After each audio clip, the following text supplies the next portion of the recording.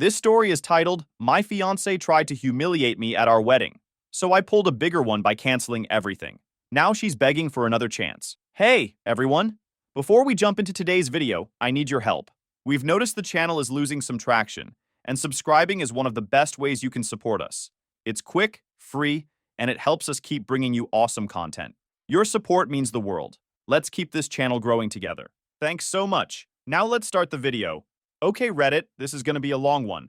I, 28 male, was supposed to marry my fiancée, Amy, 27 female, last week. And honestly, I'm still trying to process everything that happened. We'd been together for 4 years, and I seriously thought she was my soulmate. I met Amy at my friend's BBQ party. She was this super outgoing girl who could light up any room she walked into. Not gonna lie, she was way out of my league. Smart, gorgeous, and could make anyone laugh.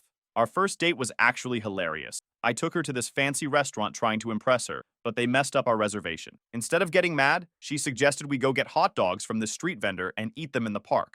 That's when I knew she was different. The first 3 years were amazing, like the kind of relationship you see in those cheesy posts on r/relationships, where everyone calls it fake because it's too perfect. She was always there for me when things got rough. When I lost my grandpa last year, Amy took care of everything, called my boss to get me time off, made sure I ate, even organized all the family stuff so I could just focus on grieving. She'd leave little notes in my lunch when I had big meetings at work. Once she even learned how to make my mom's lasagna recipe because she knew I missed home cooking. Amy was also super fun to be around. We'd have these random adventure days where we'd just drive somewhere without planning anything. She taught me to stop being so serious all the time, to enjoy life more. My friends loved her because she always made our game nights more fun. But my sister, she never said anything. But I didn't see her get along with Amy. But that wasn't an issue. But things started changing about 6 months ago. It was small stuff at first. She started bringing up her ex Tom more and more. Like, we'd be watching TV and she'd randomly say, "Oh, Tom loved this show." Or, "Tom could never understand shows like this. He was so basic." At first, I didn't think much of it. Everyone talks about their exes sometimes, right? Then her pranks started getting worse. Amy always liked jokes and pranks, but they used to be fun ones we'd both laugh at. Like this one time she replaced all my socks with bright pink ones before an important meeting. It was funny because she knew I had these shoes where no one would see them anyway. But lately, her pranks started feeling different. Mean, almost. When I got this huge promotion I'd been working towards for 2 years, instead of being excited like she used to be about my wins, she gave this weird speech at my celebration party. Stood right there in front of my coworkers, my boss, and my parents, talking about how I probably just got lucky and my boss felt sorry for me. Everyone was just standing there awkwardly while she laughed. The old Amy would have never done that. She used to be my biggest cheerleader. The proposal is when I really started noticing something was off. I'd spent months planning it. Saved up for this super fancy restaurant, got her favorite flowers, even had the restaurant help set up this special dessert thing with the ring. When I got down on one knee, she pretended she didn't want to marry me. For 5 whole minutes. Just sat there going, "Oh, I don't know," while everyone in the restaurant stared at us. When she finally said yes and laughed, saying it was just a joke, something felt wrong. The old Amy would have maybe played along for a few seconds, but she would have never let me sit there feeling stupid for that long. It's weird looking back now. The same things I used to love about her, her spontaneity, her sense of humor, her outgoing personality, started feeling different.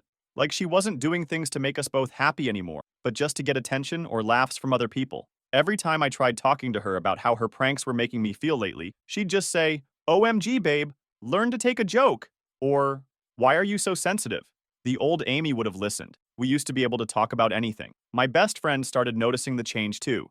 He'd say stuff like, "Dude, is Amy okay? She's acting different." But I kept making excuses because I remembered how great things used to be. Kept telling myself maybe she was just stressed about the wedding or work or something. The Amy I fell in love with was this amazing, caring person who made me want to be better. She'd surprise me with my favorite snacks when I was having a bad day. Remember random stuff I mentioned months ago, and always knew how to make me laugh when I was down. That's why it took me so long to notice when things started changing. When you love someone that much, you don't want to see the bad stuff. But man, the changes kept coming. Looking back now, I can see all these red flags popping up one after another. It's like watching a replay of a game where you already know the ending. All the signs are so obvious now, but when you're in the middle of it, you just keep hoping things will go back to normal. Anyway, about 2 months before the wedding, things got really weird. Like, the kind of weird where you know something's wrong but can't put your finger on. Amy started talking about her ex. I'll call him Tom. Way more than usual. She'd always bring him up in these backhanded compliment kind of ways. Like we'd be at dinner and I'd be telling her about this new project at work, and she'd go, "This is why you're so much better than Tom. He could barely handle basic math, and here you are managing million-dollar projects. Or we'd be grocery shopping and I'd be checking the nutrition labels, trying to eat healthy and all that. And she'd be like, Tom never cared about this stuff. He'd just grab whatever was cheapest. He was so simple. At first, I thought maybe she was just trying to make me feel good or whatever, but it kept happening more and more. We'd be watching a documentary about space or something, and she'd say, Tom would never watch stuff like this. It was too complicated for him. He just watched sports all day. But the way she said it was weird. Like she missed how simple he was? Then I started noticing she was always on her phone. Like always. During dinner, while watching TV. Even when we were trying to plan wedding stuff. She'd get these texts and turn her phone away real quick if I walked by. I'm not usually the jealous type, but something felt off. One night she fell asleep on the couch while watching a movie, and her phone lit up. It was just for a second, but that was all it took. Tom. My stomach dropped. The message preview flashed across the screen. Can't wait to see you tomorrow. Before disappearing. My brain latched onto every detail. The way his name sat so casually on her screen. How could she still have his number while we are engaged? The emoji, small and harmless, but suddenly full of meaning I didn't want to unpack. I tried to breathe, to tell myself it could be innocent. Maybe she was just meeting an old friend. Maybe it was about the wedding. But my gut twisted, telling me what my brain refused to accept. After that, I started paying more attention. Where she went, how long she was gone. The little inconsistencies in her stories. She kept saying she had all these wedding planning meetings with her bridesmaids, but something wasn't adding up. So one day, I decided to follow her. I felt ridiculous doing it, like some paranoid boyfriend in a bad movie, but I needed to know, needed to see for myself. She pulled into a coffee shop downtown, parked, and walked inside. No bridesmaids, no wedding planners, just him. Tom was already there, waiting for her at a table near the window. I stayed outside, standing by a lamppost like some shadow in the night. My heart pounded in my ears as I watched them. They weren't just talking. They weren't just catching up. They looked comfortable, familiar, like two people with history, like two people who'd been doing this for a while. She laughed at something he said, tilting her head in that way she always did when she was flirting, twisting a strand of hair around her finger, flashing that easy, intimate smile that used to be reserved for me. I felt sick. My hands clenched into fists. I wanted to burst through the door, call her out right there in front of everyone, but I couldn't move, couldn't breathe. I just stood there, watching through the window like some idiot who didn't see this coming, like a fool who thought he was marrying the love of his life, when in reality, she was already slipping away. I didn't confront her when she came back. Maybe I should have, but I wanted to see how far this would go. Over the next few weeks, I noticed more stuff. She'd say she was going dress shopping with her mom, but her mom would call me asking about wedding details during that exact time. She'd claim she had late meetings at work, but her co-worker, who I'm friends with, mentioned she'd left early that day. Her bridesmaids were acting weird too. They'd give me these looks whenever wedding stuff came up, like they knew something I didn't. They'd be whispering and then shut up real quick when I walked by. All except one of her friends. I'll call her Jen. She's this quiet bridesmaid who works at my company. She always seemed uncomfortable when the other bridesmaids were giggling about something. I remember this one time we were at the wedding venue doing some planning, and Amy was going on about how Tom could never afford a place like this, how he still lived in his college apartment with roommates. But she had this weird tone, almost like she thought it was cute. Then she looked at me and said, "That's why you're so much better, babe. You've got actual ambition." Tom was just simple. But the way she said simple, it was like she was remembering something nice. Jen pulled me aside that day, looking really nervous. She started saying something like, "Look, there's something you should..." But Amy came back right then, and Jen just walked away real quick. The final straw was when I overheard Amy on the phone in our backyard. She thought I was at work, but I'd come home early with a headache. She was laughing about something and said, "Yeah, he has no idea. He thinks I'm at wedding planning meetings." Then she saw me through the window and hung up super fast, tried to play it off like she was talking to her sister about a surprise for me. I knew right then our relationship was over, even before I knew exactly what was going on with her and Tom. Before I found out about her stupid prank plans, before any of the wedding day stuff, I knew we were done. The trust was just gone. But here's the thing. I didn't say anything. Call me petty, but I wanted to see what she was planning. All these secret meetings, all these weird comments about Tom, all these giggly bridesmaids, something was coming.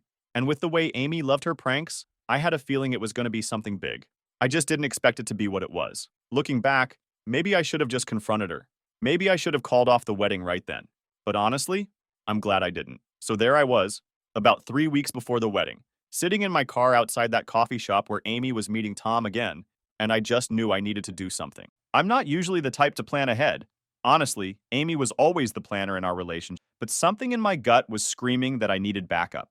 I called my buddy Mike. Now Mike's this corporate lawyer who's always telling these crazy stories about divorce cases he's worked on. We went to college together, and he's seen Amy's pranks firsthand. Like this one time at his birthday party where she pretended to be a singing telegram person and embarrassed him in front of his whole law firm. He never really liked her after that. So I called him while watching Amy laugh at whatever Tom's saying. Dude, I need help. I think Amy's planning something for the wedding and it's not going to be good. Mike was quiet for a minute, then goes, "Come to my office, now." I'll never forget sitting in his fancy office while he just listened to everything. When I finished, he looked at me real serious and said, "We need insurance." Then he pulled out this legal pad and started writing. "Look," he said, "I can't stop her from whatever she's planning, but we can make sure she regrets it if she tries anything." We spent like 4 hours in his office, drafting this completely fake prenup. Mike said it wouldn't hold up in court for even 5 minutes, but it looked super official. Had all these fancy legal words that I didn't even understand. The important part was this specific clause about public humiliation. I still have a photo of it on my phone. If either party engages in deliberate public embarrassment or humiliation of the other party before the signing of this contract, all jointly planned financial obligations will be immediately nullified, and the offending party must issue a public apology. Mike even put in all these detailed definitions of what counts as public humiliation and financial obligation. Added some fake case law references too. Made it look like one of those 50-page contracts nobody ever reads. The best part? He put this official-looking stamp on it and had his secretary notarize it just to make it look more legit. Amy always just signed whatever was put in front of her. She even admitted once she never read her own apartment lease. Mike said she'd never know it was fake. I kept the prenup in this black folder and gave it to my best man Dan to hold on to. Told him to keep it with him during the wedding just in case. Dan thought I was being paranoid, but he's known me since we were kids and could tell how worried I was. The whole time we were doing this, I felt kind of guilty. Like maybe I was going too far? Maybe I was just being paranoid? But then I'd remember how Amy was still meeting Tom behind my back, still lying about where she was going, still acting weird with her bridesmaids. And I didn't plan to use it unless something pops up during the wedding. Jen, the bridesmaid from my work, actually came to my office one day looking super nervous. She started saying something about how she couldn't keep quiet anymore, but then Amy called her phone right at that moment. The look on Jen's face when she saw Amy's name pop up, I knew whatever was coming wasn't good. I also started noticing more stuff at home. Amy was having these long phone calls in the bathroom with the shower running. She'd close her laptop super fast when I walked into the room. One time I saw her deleting text messages when she thought I was sleeping. The weird thing was, she was also being extra nice sometimes, like randomly bringing home my favorite takeout or suggesting we watch my favorite movies. Looking back, I think she was feeling guilty, or maybe she was just trying to throw me off. I don't know. I remember the night before the wedding, sitting in my parents' house. Amy insisted we do the whole not seeing each other before the wedding thing, looking at that black folder with the prenup. Part of me hoped I'd never need to. Like maybe I was wrong about everything. Maybe Amy really was just planning some silly surprise. My mom came in and saw me staring at the folder. She didn't know what was in it, but she could tell something was wrong. She sat down next to me and said, "You know you don't have to go through with this if you're not sure." I just told her everything was fine. I put the folder in Dan's bag that night, told him to keep it close during the ceremony. He made this joke about how it was like in the movies, where someone always objects at the wedding, but neither of us was laughing. The whole time I was getting ready the next morning, I kept thinking about that folder, hoping I wouldn't need it, but also feeling weirdly calm knowing it was there, just in case. The morning of the wedding was actually perfect. Like, weirdly perfect. Everything at the venue looked amazing. All the decorations were exactly how Amy wanted them. The whole time I was getting ready with my groomsmen, I kept thinking maybe I was wrong about everything. Maybe I was just being paranoid. Dan, my best man, kept checking on the folder like it was his job. He'd pat his bag every few minutes, making sure it was still there. My other groomsmen thought he was checking for the rings and kept making fun of him for being so nervous. My mom was already crying before the ceremony even started. Happy tears, she thought. My dad kept straightening my tie, even though it was fine. Looking back now, I think they both knew something was off but didn't want to say anything. I remember standing at the altar, watching everyone take their seats. Amy's bridesmaids were all giggling and whispering to each other. All except Jen, who looked like she was about to throw up. She wouldn't even look at me. Then the music started playing and everyone stood up. Amy walked in with her dad, and honestly, she looked beautiful. Like, actually perfect. Which just made everything that happened next so much worse. The ceremony started normal. The priest was doing his thing, talking about love and commitment and all that.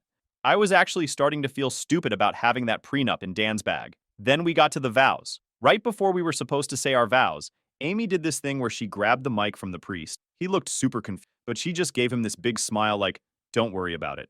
Then she says, all excited like she's hosting a game show or something, I have a little surprise for my wonderful soon-to-be husband. My stomach just dropped. Dan immediately put his hand on his bag where the folder was. I saw my dad sit up straighter in his seat. Amy turns to face all our guests with this huge smile and goes, ladies and gentlemen, let's give a warm welcome to the real love of my life. The doors at the back of the venue open, and in walks the gentleman Tom, like he was in some kind of movie or something, just strolling down the aisle with this stupid grin on his face, while everyone's turning around in their seats trying to figure out what's happening. My mom gasped so loud you could hear it across the room. My sister actually stood up like she was ready to fight someone. One of my aunts just said, oh no, really loud. But Amy wasn't done. She's standing there beaming like she just won an award or something and starts going on about how she just couldn't say I do without making sure Tom approved first, because he was such a big part of her life, and they'd been talking a lot lately. Then this idiot Tom actually walks up to the altar and claps me on the back like we're friends or something. He's got this smirk on his face that I just wanted to punch off. Most of the bridesmaids are giggling like this is the funniest thing they've ever seen. The priest looks like he wants to disappear. Jen's actually crying now, like full-on tears running down her face. But Amy wasn't done. Not even close. She pulls out her phone and goes, oh, and I have something else to show everyone. She started scrolling through this group chat with her bridesmaids. Look, babe, she says, showing me her screen. We've had this little pool going. The girls and I have been taking bets. I'm looking at these messages, and I swear my brain just stopped working for a second. These girls, who were supposed to be helping Amy plan our wedding, had been betting actual money on whether she'd go through with it. One of her bridesmaids had bet $200 that Amy would fake cold feet right before the ceremony. The other had $150 on me crying at the altar. Lisa had bet $300 that Amy would pull something epic, her exact words. They had this whole spreadsheet going, with odds and everything, like they were betting on a football game instead of someone's wedding, someone's life. The worst part? There were messages from months ago. This wasn't some last-minute joke. They'd been planning this for months. All those wedding planning meetings? They were probably sitting around planning how to humiliate me. Amy's scrolling through the chat, laughing and pointing out different bets. Oh, look, Rachel almost got it right. She said I'd bring a surprise guest. That's close enough to count, right? Tom's still there, looking at the phone over Amy's shoulder and laughing like this is the funniest thing he's ever seen. Man, he says, you really went all out for this one. I look around the room. Some of the guests start whispering. I can see phones coming out, because of course people are recording this. This is probably going to end up on social media in like 5 minutes. And Amy? She's just standing there in her perfect white dress, waiting for me to laugh. Like this is just another one of her pranks that I'm supposed to brush off. Like she didn't just destroy our entire relationship in front of everyone we know. Come on, babe, she says, poking me in the side. You're not mad, right? It's just a joke. Tom's not really going to object or anything. Unless ... she looks at Tom, and they both start laughing again. I glance at Dan, and he's already got the folder halfway out of his bag. But Amy's still not done. She turns to the guests and goes, oh, should I tell them about the backup plan? You know, in case he actually got mad? That's when I knew. This wasn't just a prank gone wrong. This wasn't just Amy being Amy. This was straight up cruel. She'd spent months planning how to humiliate me in front of everyone I care about. She'd involved her friends, her ex, probably half the people in this room. I looked at her standing there, looking so proud of herself, and I didn't see the girl I fell in love with anymore. I saw someone who thought my feelings were a joke, someone who'd rather get laughs than have love. And that's when I decided if she wanted a show, I'd give her a show. I smiled at her, the calmest smile I've ever smiled in my life. She actually smiled back, probably thinking I was finally getting into the joke. I turned to the priest, who honestly looks like he wants to resign from the church right there. Hey, I say super politely, do we have that table set up for signing the marriage license? I need to grab something real quick. The priest just points to this little table off to the side, probably thinking I'm about to make this whole thing even. I walk over to Dan. The room is dead silent now, like everyone's holding their breath. Amy's still got this huge smile on her face, but I can see she's getting confused. This wasn't part of her script. I pull out this black folder, the one Mike helped me prepare. It looks super official. I hold it up so everyone can see it. Ladies and gentlemen, I say, using my best meeting presentation voice, before we go any further, I'd like to share a document with my dear fiancé. Amy tilts her head like a confused puppy. Wait, what? I start walking back to the altar, taking my sweet time. My hands aren't even shaking. I'm just ready. See, Amy, I say, real calm like I'm explaining something to a kid. I had my lawyer draft up a little agreement before the wedding. Just a small precaution. You know, just in case you ever decided to do something like this. I hold up the contract so everyone can see the official-looking stamp at the bottom, the one Mike's secretary put there. Amy's face starts losing color. "What the hell is that?" she asks, her smile's finally starting to crack. "Oh, just a little clause," I say, pretending to flip through the pages. "See this part right here? It states that if either party engages in public humiliation before signing the marriage license, then all joint financial obligations, like the wedding, honeymoon, and shared assets, are immediately null and void." The guests gasp, like an actual group gasp, like in movies when someone reveals the killer. Amy's blinking real fast now, like she's trying to wake up from a bad dream. "Wait, what? That's not real. That can't be real." "Oh, it's very real," I say, channeling my inner lawyer. "It also requires the guilty party to issue a public apology, right here, in front of all our guests." Tom finally stops smirking. "Dude, you can't be serious. This is a joke, right?" I turn to look at him and give him the biggest smile. "Oh, I take pranks very seriously, don't you, Tom? Since you helped plan this one and all?" Amy's starting to sweat now. Her perfect makeup's getting a little messy. "Babe, this is crazy. You're not actually mad, are you?" That's when I deliver the line I'd been practicing in my head since I saw her with Tom at that coffee shop.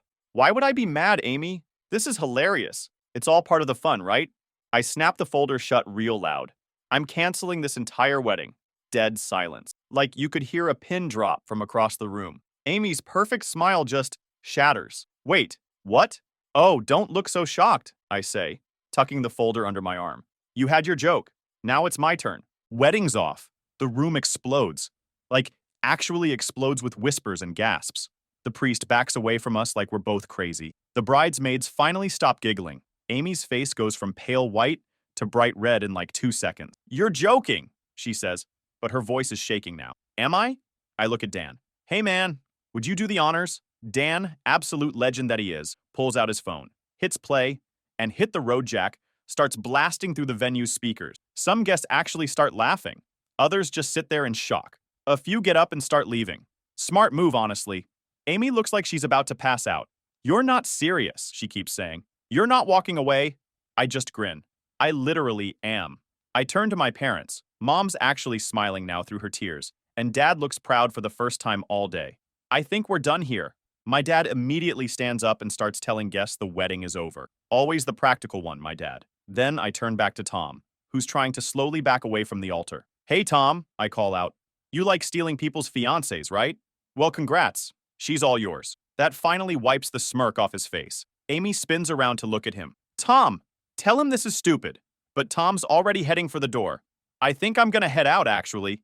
The bridesmaids are all looking at their feet now. Some guests are straight up laughing. And Amy? Amy looks like her whole world just collapsed. "You can't just leave me like this," she screams. I stop at the end of the aisle and turn around one last time. "Amy, you love attention so much? Well, congratulations, you're getting it." And with that, I walked out of my own wedding. The next 24 hours were crazy. My phone basically exploded with messages and missed calls from Amy. Like, we're talking hundreds of messages. At first, she acted all confused, like she couldn't understand why I left. Kept saying stuff like, "It was just a joke," and "Why are you being so dramatic?" Then she got mad. Started sending these long messages about how I humiliated her. Ironic, right? And how she couldn't believe I would ruin our wedding over a silly prank. She even tried saying I had no right to walk out on her like that. But here's where it gets good. Remember that group chat where they were placing bets? Dan, being the absolute genius he is, had taken screenshots of everything before we left from one of the bridesmaids. All their messages about planning this prank, all the bets they placed, even messages from months ago where they were discussing different ways to mess with me at the wedding. Amy tried telling people I abandoned her at the altar, started playing victim on social media and everything. But then those screenshots started making rounds. Turns out people don't really like it when you turn someone's wedding into a betting game. The fallout was epic. Those bridesmaids who thought it was so funny, they started panicking when they realized people could see their messages. Sarah, the maid of honor, actually lost a job opportunity because the screenshots got sent to her potential employer. Guess they didn't want someone who thought humiliating people was funny. Amy's parents called me the next day. Her mom was crying, saying she had no idea Amy would do something like this. Turns out they'd warned her not to pull any stunts at the wedding. Her dad actually apologized to me and said he understood why I did what I did. Then the money stuff hit. Amy started demanding I pay her back for wedding costs. That made me laugh because I'd paid for almost everything. The venue, my card, the catering, my account, that fancy honeymoon she'd been bragging about to everyone, all booked under my name. One phone call to each place and it was all canceled. The venue manager was actually super understanding, said he'd seen some crazy wedding stuff, but this was a new one. The honeymoon cancellation hit her hard. She'd already posted all over social media about our amazing 2 weeks in Hawaii, had to explain to everyone why she wasn't posting beach pictures. Her bridesmaids started distancing themselves real quick. Funny how fast people disappear when they realize they're going down with you. Even the ones who were in on the whole thing suddenly didn't want anything to do with her. Tom ghosted her completely. Wouldn't answer her calls or texts. Guess he didn't find it so funny anymore when people started asking him why he thought ruining someone's wedding was okay. Her friend, Jen, finally told me everything, and man, I could see the guilt weighing on her. She wasn't like the others. She never laughed at Amy's pranks, never joined in on the group chats, never once thought humiliating someone was funny. She admitted she'd known about the plan for weeks, but felt trapped, torn between speaking up and risking Amy turning on her. She told me how she'd tried to warn Amy, begged her to call it off, but Amy just brushed her off, saying it would be hilarious to see my reaction. Tom, of course, had no problem playing along, probably thought it made him look cool or something. But Jen? She hated every second of it. She told me she barely slept the night before the wedding, sick with anxiety, knowing what was coming. And when she saw me standing at the altar, oblivious to the setup, she said she wanted to scream, to stop it before it happened, but she froze. As she talked, her voice was quiet, full of regret, like she thought I'd hate her for not doing it. But for the first time in months, I saw something I hadn't seen in a long time. Actual common sense. Someone who didn't just go along with the crowd. Someone who cared about how people felt. And honestly, that stuck with me more than the whole wedding disaster ever did. A week after everything, Amy showed up at my apartment, looking like she hadn't slept in days, still wearing her engagement ring. Started crying about how sorry she was, how she never meant for things to go this far, how she still loved me, and we could fix this. I just handed her an envelope. Inside was an invitation to a fake wedding rehearsal. Same venue, same time as our wedding was supposed to be. The guest list? Everyone who saw her little prank. No groom's name. Just a note saying, "Now we're even." She stood there reading it like 5 times before she got it. When she looked up, I just shut the door in her face. Remember all those phones recording at the wedding? Yeah, clips started showing up online. People started calling her the bride who got left as a joke. Her own prank turned into a meme. Some of Amy's friends tried defending her online, saying I should have taken the joke better. But then more screenshots would appear, showing how long they'd planned this, how much money they bet, all the mean things they said about me in their group chat. Amy tried reaching out through mutual friends, saying she'd learned her lesson. But every time someone showed me her messages, they'd end up seeing the screenshots too. Pretty soon, she ran out of people willing to speak up for her. It's been 6 months since the wedding that never was, and Amy never really bounced back. She kept trying to claw her way back into my life, sending messages about how she could fix everything if I just gave her another chance. Like chances were some unlimited resource she hadn't already burned through with every one of her stupid pranks. But I was done. Her bridesmaids, the same ones who laughed along with her, didn't stick around either. Sarah, the ex-maid of honor, even sent this long-winded apology about how she should have warned me and felt awful about what happened. Too little, too late. Turns out when the joke's over and the audience leaves, the one who played the fool is the only one left standing in the mess. Tom? He blocked Amy on everything and started telling people he was manipulated into the whole thing. Last I heard, he moved back to his hometown and works at his dad's store now. Guess the simple life wasn't so bad after all. Amy's parents are still apologizing every time they run into my family. Her mom sent me a Christmas card saying she thinks about that day all the time and wishes she'd seen the signs earlier. Her dad actually helped me sell the house Amy and I were going to move into. But here's the weird part. Something good actually came out of this whole mess. Jen and I started getting coffee sometimes. Just talking, you know? Turns out Jen had liked me for a while, but obviously never said anything because I was with Amy. We started hanging out more. Nothing serious at first, just lunch breaks at work. Maybe grabbing dinner sometimes. She's different from Amy in every way possible. Quiet, kind, thinks about other people's feelings. Never try to make jokes at someone else's expense. 3 months after the wedding that wasn't, we started dating officially. My parents love her. Even my sister, who hated Amy from day one, thinks Jen's perfect for me. Amy found out about us through mutual friends and tried starting drama online, saying Jen stole me from her and that she planned this to happen. Nobody believed her. The screenshots of her planning to humiliate me with her ex kind of killed any sympathy people might have had. Speaking of Amy, She's still trying to fix her reputation. She made this long public apology on Facebook about how she's grown and learned from her mistakes. Then 2 days later, she was in my company's parking lot trying to confront Jen. Security had to escort her out. My life's actually better now. Got promoted at work. A real one this time, not the one Amy made fun of. Moved into a new apartment in a better part of town. Jen and I are taking things slow. We went on vacation last month. Just a small beach trip. Nothing fancy. But it was nice being with someone who didn't feel the need to post every second of it on social media or turn everything into a joke. And oh, I still have the prenup folder. Mike, my lawyer friend, framed it and gave it to me as a birthday present. It's hanging in my home office now. Jen thinks it's hilarious. My friends say I dodged a bullet. I think I dodged a whole firing squad. Sometimes I look at old pictures of me and Amy and can't believe I didn't see what was coming. But you know what they say. When you're wearing rose-colored glasses, red flags just look like flags. The weirdest part? I'm actually grateful it happened. If Amy hadn't shown her true colors that day, I might have married her for might have spent years dealing with her pranks and jokes and never known she was meeting up with Tom behind my back. Instead, I'm with someone who respects me, someone who thinks love isn't about pranks or social media likes or humiliating your partner for laughs. So yeah, that's where everyone ended up. Amy's still single and living with her parents. Tom's back in his hometown. The bridesmaids scattered to different states. And me? I'm actually happy. Turns out sometimes the worst day of your life can lead to the best things happening.